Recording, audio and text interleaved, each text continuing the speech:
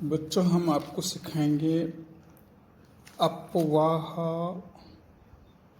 वेग विधि व गतिशीलता। इसको कहते हैं बेटा म्यू।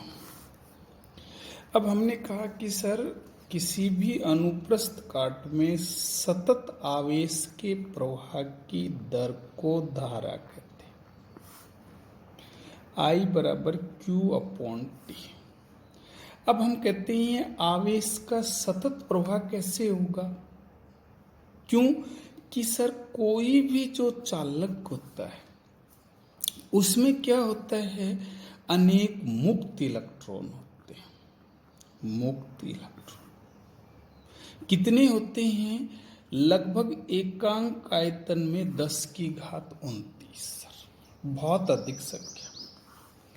और ये जैसे गैसों में अणु है ना, स्वतंत्रता पूर्वक गति करते हैं, ऐसे ये भी स्वतंत्रता पूर्वक बोल सकता हूं या यादृच्छिक का मतलब होता है टेढ़ी मेढ़ी गति करते रहते हैं। और बहुत तीव्र वेग से, कितना? लगभग 10⁵ मीटर प्रति सेकंड से। लेकिन बेटा कोई भी धातु है उसमें ये मुक्त इलेक्ट्रॉन के साथ साथ उसमें धनायन भी होते हैं। तो जब ये इलेक्ट्रॉन चलते हैं, जैसे ये इलेक्ट्रॉन है तो ये इस धन आयन से टक्कर करता है। यहां इसका वेग बदल जाता है, दिशा बदल जाती है, फिर ये अगले धन आयन से टक्कर करता है, फिर यहाँ वेग और दिशा बदल जाती है, फिर ये आगे चलता है, फिर अगले धन आयन से टक्कर करता है। ऐसे ये टक्कर करता रहता है। इसको हम बोलते हैं यादृच्छिक गति। मगर ये किसी निश्चित दिशा में गति नहीं करता है। माना फिर ये इधर आ गए तो ये किसी निश्चित दिशा में जो मुक्त इलेक्ट्रॉन है ना, उनकी गति नहीं हो पाती है। ये तो टेढ़ी मेढ़ी गति है। किसी निश्चित दिशा में है ना, यादृच्छिक गति का वेग 0 होता है। जैसे मानना मैंने कोई भी, जैसे ये एक फलक ले लिया चालक, अब इसमें इलेक्ट्रॉन जितने इधर जाएंगे उतने ही इधर से क्या आएंगे? इधर आएंगे। तो अब इतने इधर गए, इतने इधर गए, तो इनका औसत वेग क्या हो गया? 0 हो गया। तो मैं कह सकता हूं कि सर जब तक अपन किसी भी चालक पर विद्युत क्षेत्र आरोपित नहीं करते, इसके मुक्त इलेक्ट्रॉन है ना टेढ़ी मेढ़ी गति करते हैं और किसी निश्चित दिशा में इनका वेग 0 होता है। इसलिए इनमें धारा प्रवाह भी क्या होता है? औसत रूप से 0 होता है। लेकिन जब किसी चालक पर अपन विद्युत क्षेत्र आरोपित करते हैं तो क्या होता है कि ये जो मुक्त इलेक्ट्रॉन है ना, ये किसी धन आयन से जब टकराते हैं, फिर अगले धन आयन से टकरा रहे हैं, तो दो टक्करों के बीच का जो समय है ना, उसके लिए इन पर विद्युत क्षेत्र का बल लगता है। क्या लगता है? विद्युत क्षेत्र का बल। और उस विद्युत क्षेत्र के बल से है ना, ये विद्युत क्षेत्र की विपरीत दिशा में त्वरित होते हैं। कि जैसे ये इलेक्ट्रॉन है, अब इस पर विद्युत क्षेत्र का बल लगेगा सर, इससे इसमें त्वरण पैदा होगा F/m। ठीक।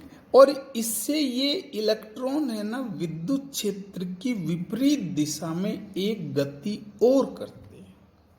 उस गति को कौन सी गति कहते हैं? अपवाह या अपवहन, इंग्लिश में बोलते हैं ड्रिफ्ट वेलोसिटी। देखो, ये वो जो अपनी यादृच्छिक गति है ना, उसके साथ साथ होती है।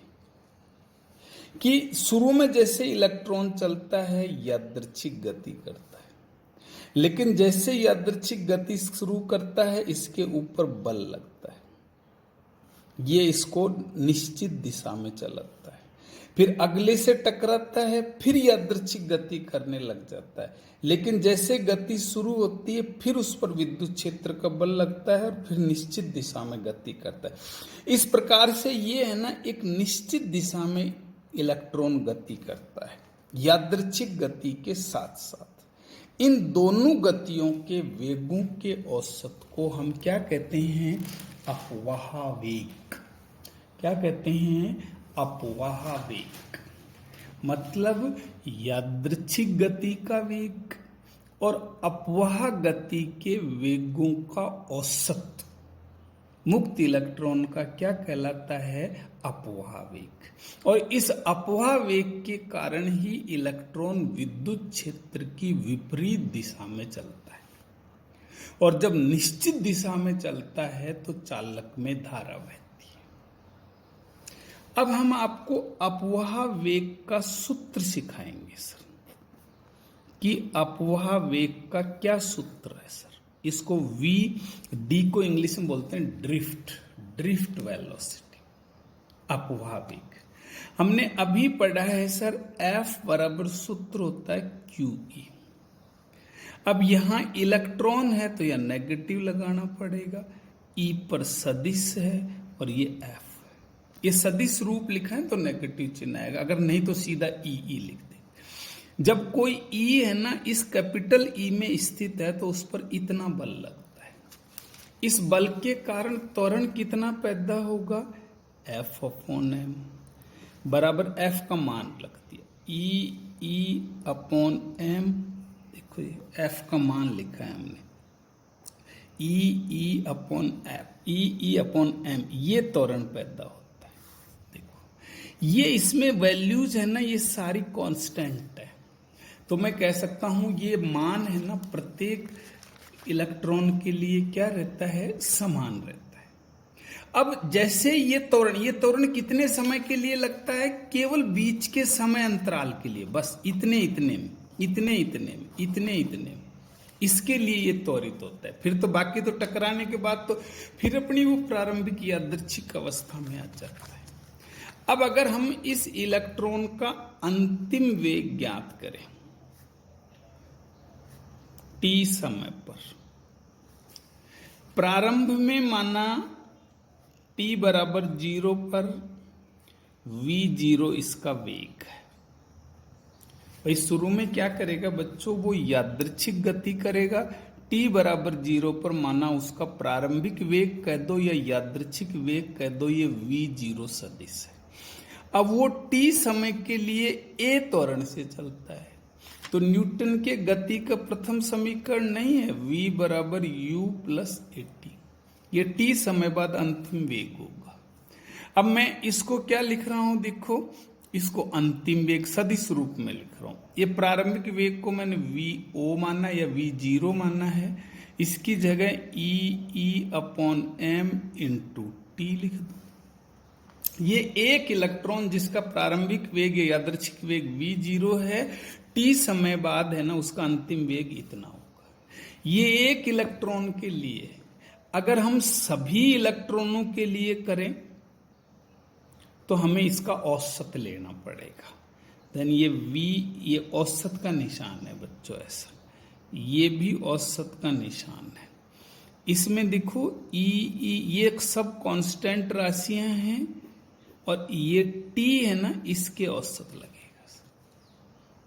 देखो बच्चों, अब हमने कहा कि सर ये यादृच्छिक वेग का औसत है, तो हमने कहा सर यादृच्छिक वेग का किसी निश्चित दिशा में मान 0 होता है, माइनस E/m। इस t को है ना हम यहाँ टो कह रहे हैं, इसको हम यहाँ vd कहेंगे। vd क्या है? ये तो दोनों वेगों का, ये क्या है? ये अपवाह वेग था और ये यादृच्छिक वेग था, दोनों का औसत है। ये औसत को हमने vd बोल दिया। और ये जो टो है ना, इसको क्या कहते हैं बच्चों? विश्रांति काल। मतलब टक्कर के अलावा जो समय है ना उसका औसत है। जैसे पहली टक्कर में माना t1 समय लिया, दूसरी में t2, ऐसे nवीं टक्कर में tn, इनका औसत कर दो n, इसको बोलते हैं विश्रांति काल। ये बहुत छोटा होता है, लगभग कितना होता है 10⁻⁻14 सेकेंड। तो ये आपका Vd बराबर सूत्र आ गया -EE/m/τ। ये किसका सूत्र आ गया? ये बच्चों अपवाह वेग का सूत्र आ गया। ये नेगेटिव सिंबल क्या बता रहा है कि ये जो E सदिश है और ये जो Vd सदिश है एक दूसरे के क्या है? विपरीत है। अब हम आपको बताएंगे I व Vd में संबंध, अपवाह वेग और धारा में संबंध सिखाएंगे आपको बेटा। देखो, अपवाह वेग और विद्युत धारा में क्या सिखा रहे हैं हम आपको? संबंध। सर ये हमने एक चालक पर विचार करते हैं। देखो बेटा, इसकी अनुप्रस्थ काट क्षेत्रफल A है, लंबाई क्या है? L है। एक बैटरी जोड़ दी सर इसके, ये प्लस है, ये माइनस, इसका विभवांतर V है। तो ये प्लस है तो मैं इसको प्लस मान सकता हूँ, ये माइनस। इसके अंदर है ना बेटा E पैदा होगा, ये E सदैव धन से माइनस होता है। और ये माना कोई इलेक्ट्रॉन है तो इसका अपवाह वेग Vd है ना विपरीत होता है E के। अभी नेगेटिव सिंबल से सीखा है, ठीक है। चलो सर, मैं कहूंगा सर ये जो चालक लिया है इसका आयतन कितना होगा? क्षेत्रफल इंटू लंबाई। माना इस पदार्थ के एकांक आयतन में इलेक्ट्रॉनों की संख्या कितनी है? n। तो इसमें कुल इलेक्ट्रॉन कितने हो गए? आयतन गुणा n। आयतन कितना है? A, L और ये n। हमें इसमें ये तो कुल मुक्त इलेक्ट्रॉन निकाल लिया है, हम इसमें आवेश निकालना चाहते हैं। हम कहेंगे सर यदि एक इलेक्ट्रॉन का आवेश है ना E है तो कुल आवेश क्या हो गया? इलेक्ट्रॉनों की संख्या गुणा एक इलेक्ट्रॉन का आवेश, Q बराबर ALNE। ये n की जगह मान रख दिया। ये सर कुल आवेश है। अब ये कुल आवेश क्या करेगा? धन सिरे से कहाँ न, कुल आवेश कहाँ से जाएगा? इलेक्ट्रॉन के अकॉर्डिंग देखो तो ये ऋण सिरे से किधर आएगा? धन सिरे की ओर, है ना। तो ये हम ये कहेंगे कि माना ये t समय में एक सिरे से दूसरे सिरे तक पहुंचता है तो दूरी बराबर, समय बराबर होता है दूरी बटा वेग, ये सेकंड बात। अब मैं कहूंगा सर धारा बराबर सूत्र कितना होता है? Q/T। I बराबर Q क्या है? ALNE। T की जगह ये लिखते बेटा L, और ये Vd घूम के कहाँ चला जाएगा? ऊपर। देखो Vd घूम के ऊपर चला गया, L से L कट गया। I बराबर क्या हो गया? NeAVd। ये सर किस में संबंध है? धारा में और अपवाह वेग में। अब कोई भी चालक लोगे ना उसके लिए N नियत है, E नियत है, A नियत है, तो इन सब की जगह मैं कांस्टेंट मान लूं, देन I प्रोपोर्शनल क्या हो गया? Vd। कि अगर Vd अधिक होगा तो धारा भी क्या होगी बच्चों? अधिक बहेगी। Vd अधिक होगी तो धारा भी क्या बहेगी? अधिक बहेगी। अब हम सिखाएंगे Vd व V। V का मतलब होता है विभवांतर में संबंध। Vd बराबर क्या पड़ा? EE/m/τ। E बराबर क्या होता है? V/d। ये हमने संधारित्र के पाठ में पढ़ा है। यहाँ D का मतलब क्या है? L। तो Vd बराबर हो गया E/mV/L/τ। ये Vd और किस में है? विभवांतर में संबंध है। किसी चालक के लिए सारी बाकी चीजें क्या हैं? नियत। देन Vd प्रोपोर्शनल क्या होता है? V होता है।